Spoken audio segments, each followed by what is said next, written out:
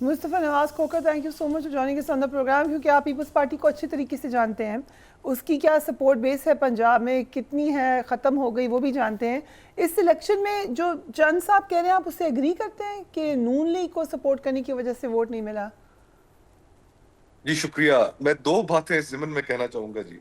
पहली बात तो ये है कि इलेक्शन कराने की अब जरूरत ही क्या है। जो हमने 2024 के इलेक्शनों में देखा, जिस तरीके से 9 फरवरी को इलेक्शंस के रिजल्ट्स चेंज किए गए, फॉर्म 47 इशू किए गए, तो मुझे अब समझ नहीं आता कि ये करोड़ों रुपए इलेक्शन के प्रोसेस पे इलेक्शन कमीशन को खर्च करने की जरूरत क्या है। और अगर नेशनल इलेक्शंस होते हैं तो अरबों उन पे खर्च करने की जरूरत क्या है, जब आपने फॉर्म 47 देकर सारा प्रोसेस ही बेमानी कर दिया है।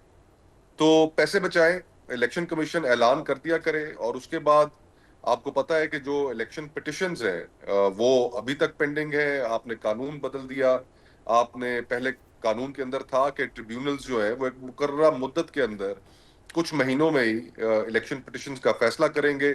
वो रिटायर्ड हाई कोर्ट के जज साहिबान नहीं होंगे ताकि उनको इन्फ्लुएंस ना किया जा सके।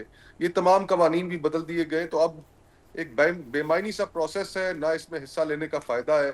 बेहतर तो यही है कि पैसे बचाए जाएं और किसी और बेहतर चीज में खर्च किए जाएं और इलेक्शन कमीशन बस अनाउंस कर दिया करे। ये बड़ा इंटरेस्टिंग जहां आपने तक सजेशन दिया, लेकिन पीपल्स पार्टी का ये मौकफ कि हमने क्योंकि नून लीग को सपोर्ट किया इसलिए लोग हमें वोट नहीं डालते।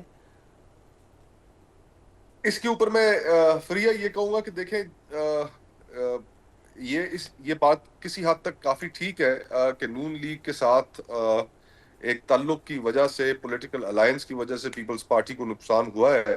लेकिन मेरी नजर में इससे बढ़कर जो दोनों पार्टीज को नुकसान हुआ है, मुस्लिम लीग नून को और पीपल्स पार्टी को, कि जिसकी वजह से हम आज देखते हैं कि इनका वोट कलैप्स हो चुका है और ये एस्टैब्लिशमेंट की बैसाखियों के सहारे ही खड़े हैं। उसके पीछे बड़े चेंजेस हैं जो पाकिस्तान के अंदर पिछले 2 दहाइयों में रूनुमा हुए हैं। उसमें एक डेमोग्राफिक चेंज है। 64% ऑफ पाकिस्तान, हम सब जानते हैं 64% पाकिस्तान 30 साल से कम उम्र के लोगों का है। और इन जमातों के पास उस वोट बैंक को टैप करने के लिए, उस एज ग्रुप के लिए कोई नैरेटिव नहीं है, कोई गुफ्तगू नहीं है। यानी कि मैं आपको अपनी एग्जांपल देकर बता सकता हूं कि ये ठीक है, ये बात अपनी जगह पर तारीखी तौर पर दुरुस्त है। और कि पीपल्स पार्टी ने जमहूरियत के लिए शहीद बीबी जुल्फकार अली भुट्टो साहब, एक बड़ी लाजवाल दास्तान है पाकिस्तान पीपल्स पार्टी की इस ज़िमन में कुर्बानियों के हवाले से।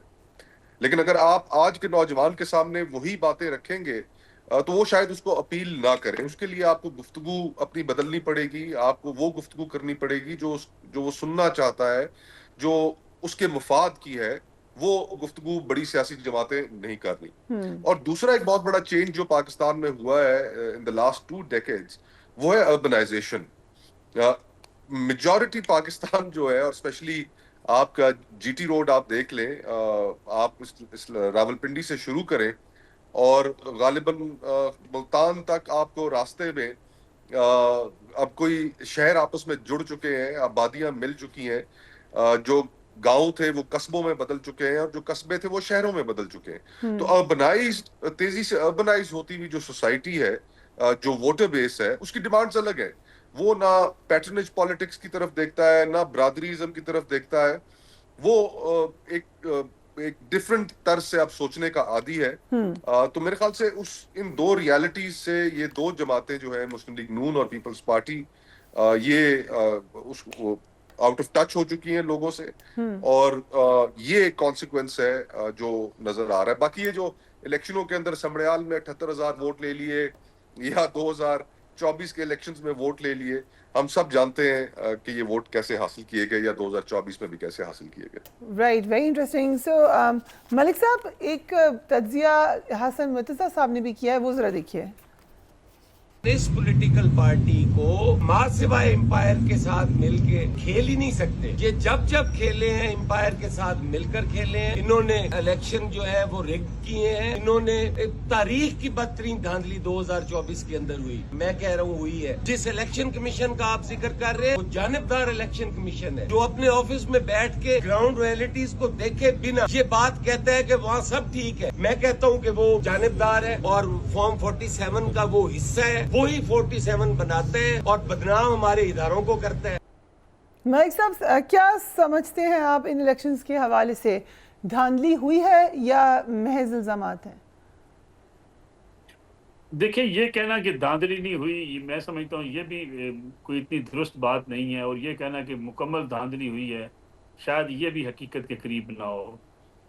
मसला ये है कि पाकिस्तान की सियासत में क्या कोई सियासी जमात, कोई भी सियासी जमात ये दावा कर सकती है कि किसी पोलिंग स्टेशन पे उसका फ्रॉड लग रहा हो और उसने वोट डालने की कोशिश न की हो? मेरा नहीं ख्याल। आज तक मैंने भी बड़े इलेक्शंस देखे हैं, इलेक्शन होते हुए देखे हैं, और उन इलेक्शंस में हत्ता कि हम तो उस किस्म की कौम है कि आप मेरे ख्याल में इस बात को ज़्यादा बेहतर समझ सकती हैं, मुस्तफा भाई भी इस बात को एग्री करेंगे कि वोट डालने के बाद ये नहीं कि सिर्फ आम वोटर्स, जनरल इलेक्शन, आपकी बार एसोसिएशन जहाँ पढ़े लिखे वकला होते हैं, आपके प्रेस क्लब जहाँ पढ़े लिखे दानिश्वर तबका होता है, वहाँ वोट डालने के बाद बाहर निकल के हर बंदे को कह रहे हैं कि मैंने तुम्हें ही वोट दिया है। बट मलिक साहब, इफ यू अलाउ मी, ये बैठे हुए हैं यहाँ पे मुस्तफ़ा साहब, ये तो दूसरे का राइट लेकर चले गए थे। इन्होंने तो खुद कहा था मैं नहीं जीता, दूसरा जीता है। ये भी ऐसे भी लोग मैं गुजारिश कर रहा हूँ, मैं मजमूई आपकी सियासत का जिक्र कर रहा हूँ। क्या आपकी मजमूई सियासत के अंदर क्या आप ये मुझे बता सकती हैं कि कितने लोग होते होंगे जो बाहर निकलने के बाद ये बात कहें कि मैंने फलां उम्मीदवार, जो उम्मीदवार मिलता है कहते हैं मैंने तुम्हें वोट दिया है? ये हमारा इखलाकी ये इतना इंटरेस्टिंग एनालिसिस है। आप ये कह रहे हैं कि तमाम लोग जो पीटीआई को वोट दे रहे हैं, पीएमएलएन को दे रहे हैं, वो बाहर आके पीटीआई को ऐसे ही लारे लगा रहे हैं कि हमने आपको वोट दिया है। सारी सियासी जमातों के साथ ऐसे ही होता है, ऐसा होता है। और जिसका जिक्र अभी मुस्तफा नवाज खोखर साहब ने किया कि बड़ी कोई तब्दीली आ गई है, ये यंग नस्ल बहुत तब्दील हो गई है और ये बड़े चीज़ों को, बयानिए को समझ रही है। मेरा ज़ाती तौर पे मैं हल्का सा इनसे इख्तलाफ करूंगा। कोई हमारे यहाँ को बयानिए की ताकत नहीं होती। आज हवा चल रही है किसी और तरफ की, कल कोई नया चूरन बेचने आ जाएगा, ये उस तरफ चलना शुरू हो जाएंगे, कल नया चूरन को बेचेगा, ये उस चूरन की तरफ चले जाएंगे। मजमूई तौर पे हम कोई इतनी बड़ी पॉलिटिकल जो है हमारे अंदर मेच्योरिटी आज भी नहीं है। अभी जिसका जिक्र भी आप कर रही थी पाकिस्तान पीपल्स पार्टी का, पंजाब में पीपल्स पार्टी को ख़त्म मैंने और आपने किया है, पाकिस्तान पीपल्स पार्टी ने खुद किया। ना यहाँ के तंजीम है, ना पार्टी ने यहाँ को वर्किंग की, ना पार्टी अपने लोगों को यहाँ पे साथ लेके चली। आस्ता आस्ता पार्टी खत्म होती चली गई। और अगर आप पीपल्स पार्टी और पीएमएलएन का कंपैरिजन करने बैठ जाएंगे तो मेरे ख्याल में ये भी हम शायद सही फैसला नहीं करेंगे। मुस्लिम लीग नवाज को आप आज के बिल्कुल उतनी पॉपुलैरिटी नहीं होगी, लेकिन एक एक गली, एक मोहल्ले में जाकर देख लीजिए, अगर आपको उनको 10 मुखालिफ वोट मिलेंगे, 6 उनके हमायती भी मिलेंगे। आप ये नहीं कह सकते कि मुस्लिम लीग नून पंजाब में बिल्कुल सफाया उस तरह से हो चुका है जैसे पीपल्स पार्टी का हो गया है।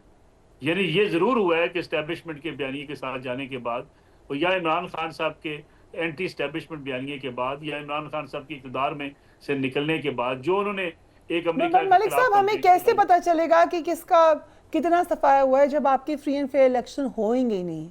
मैं आपको समबड़ियाल के इलेक्शन की मिसालें दे सकता हूँ। मैं जिस समबड़ियाल के इलेक्शन में लोग बातें कर रहे हैं जी बहुत बड़ी धांधली होगी, मैं आपको 10 गांव में ले जा सकता हूँ जहाँ पोलिंग स्टेशनों पे मुस्लिम लीग नून वाज़ेह बढ़ती से जीती है। वहाँ कोई धांधली वाला चक्कर नहीं है। वहाँ दूसरा मुखालिफ उम्मीदवार भी ये बात कहेगा कि जी हाँ हमारा ग्रुप यहाँ से आ रहा है, दूसरा मुखालिफ ग्रुप जीता है। 10 पोलिंग स्टेशंस आप कह रहे हैं, टोटल पोलिंग स्टेशंस में से 10 जिनको मैं जानता हूँ, ये जो मेरे जानने वाले लोग जरूर होंगे मलिक साहब, but what difference does it make? मेरी गुजारिश है कि इसलिए हम ये नहीं कह सकते कि कई हर जगह पे सफाया हो चुका है फलां सियासी जमात का और कोई एक ही सियासी जमात बची है। बहुत से ऐसे हल्के मौजूद हैं जहाँ आज भी चले 2018 के इलेक्शन में जो कुछ हुआ, जितनी जो किया गया, या 2024 के इलेक्शन में जो कुछ हुआ, जिसके बारे में कहा जाता है फॉर्म 47 की गवर्नमेंट बनी है, वहां पे भी आप जाके जेन्युइन फॉर्म्स निकाल के देख लीजिए। अगर कहीं धांधली भी हुई है तो 90,000 वोट लेने वाले लोग मौजूद हैं वहाँ पे। बट 2018 से 2025 तक प्रोग्रेस होनी चाहिए या हमें बिल्कुल ही पीछे की तरफ ये आपका पॉलिटिकल सिस्टम जो है उसमें बड़ी खराबियां पैदा हो चुकी हैं। आपके सिविल मिलिट्री रिलेशनशिप जो है वो एक पेज की वजह से बहुत से मसाइल आपके यहाँ पैदा हो चुके हैं। हर सियासी हुकूमत चाहती है कि एस्टेब्लिशमेंट उसकी मर्जी की हो, वो उसे इक़्तिदार में लेकर आए। यही इमरान खान साहब की ख्वाहिश थी, यही आज की हुकूमत की ख्वाहिश है। और जो लोग भी चंद एक को छोड़ के, जो लोग भी टीवी पे चैनल्स पे बैठ के सुबह शाम ललकार रहे थे एस्टेब्लिशमेंट को, एस्टेब्लिशमेंट के दरवाजों पे खड़े हुए हमने अपनी आंखों से देखे हैं। आज भी मुज़ाकरात की भीख मांगते हैं, हाँ। आज भी जाके कहते हैं हमें एडजस्ट किया जाए, आज भी कहते हैं हमें इलेक्शन जितवाया जाए। तो फिर ऐसी सियासत में इस किस्म के नतायज ही होंगे, इस किस्म की सियासत होगी। सियासी जमातों ने खुद अपने आप को इस सूरत हाल पे पहुंचाया है कि एस्टेब्लिशमेंट जो है वो ज्यादा ताकतवर होती चली गई। इस मुल्क के अंदर मुक्तदरा ने ज्यादा अपने पांव जमा लिए और सियासी जमातें अपने आप को मजबूत न बना सकी।